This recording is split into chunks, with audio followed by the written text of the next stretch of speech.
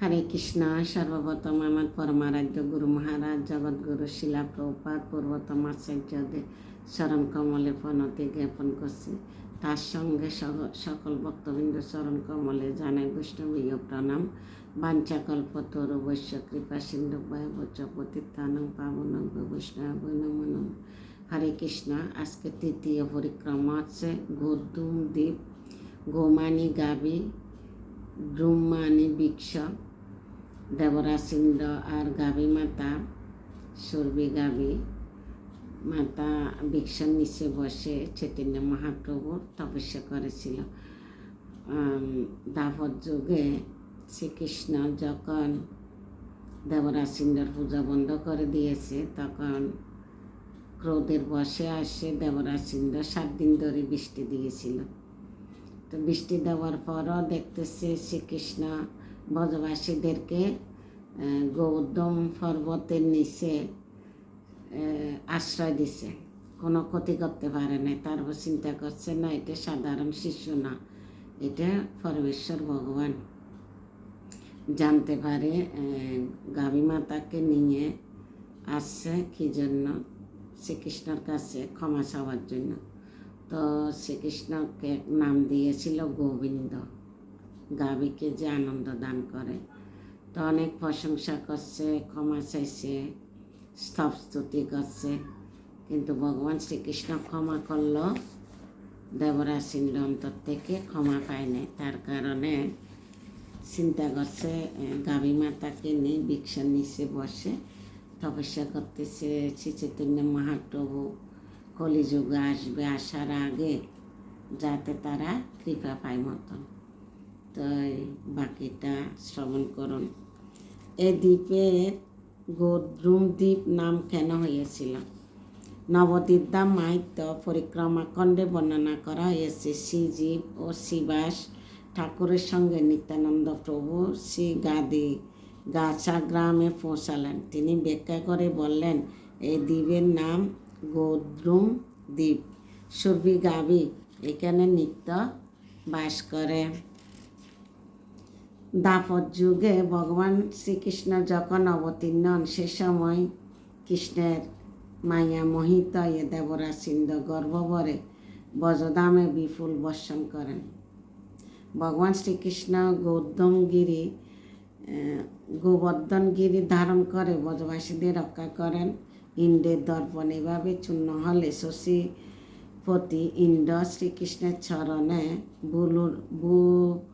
লুণ্ঠিত হয়ে তার অপরাধ মার্জনা করার জন্য তার নিকট প্রার্থনা করেন। কৃপাসাগর নন্দতনুজ কৃষ্ণ ইন্দ্রের অপরাধ ক্ষমা করে তাকে অভয় দান করেন, কিন্তু তা সত্ত্বেও দেবরাসিন্দ কৃষ্ণের চরণে তার অপরাধ বশত তার অন্তরে ভয় থেকে যায়। ভগবান শ্রীকৃষ্ণ অভয় দূর করল, অন্তরে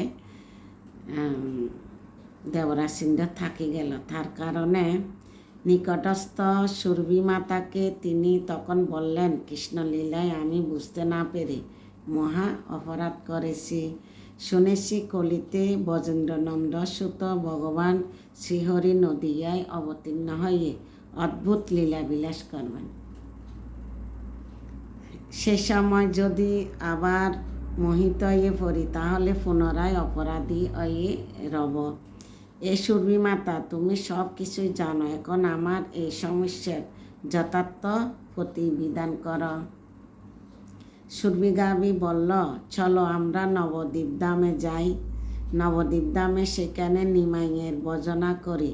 নিত্যানন্দ দেবরাজ ইন্দ্র ও সুরভি অতঃপর নবদ্বীপে এসে বসে গৌরাঙ্গ ভজন করতে লাগলেন। গৌরাঙ্গ ভজন অত্যন্ত সহজ এবং ভজনের ফল অনায়াসে লভ্য। গৌরাঙ্গ বলে কন্দন করলেন, অতি সত্বর গৌরাঙ্গ দর্শন লাভ হল। এইভাবে অচিরে সুরভি গাভী ও দেবরাজ শ্রী গৌরাঙ্গ মহাপ্রভু দর্শন লাভ করলেন। গৌরাঙ্গের শ্রীমুক্তি ছিল অপরূপ সুন্দর লাবণ্যময়। তার বদন ছিল স্মিতাস্য মধুর, তার রূপ ছিল অনুপম সুন্দর। তার সেই উজ্জ্বল শ্রীতনু ছিল প্রেমভরা মহামধুরতম মধুরতাময় রসের পূর্ণ উৎসব স্বরূপ। তাদের প্রতি স্মিতাস্য করে শ্রী গৌরাঙ্গ বললেন, আমি তোমাদের মনের অভিলাষ জানি। আমার প্রকট সময় আচ্ছন্ন। অল্প দিনের পরে নদিয়া নগরে আমার প্রকট লীলা দর্শন করতে পারবে।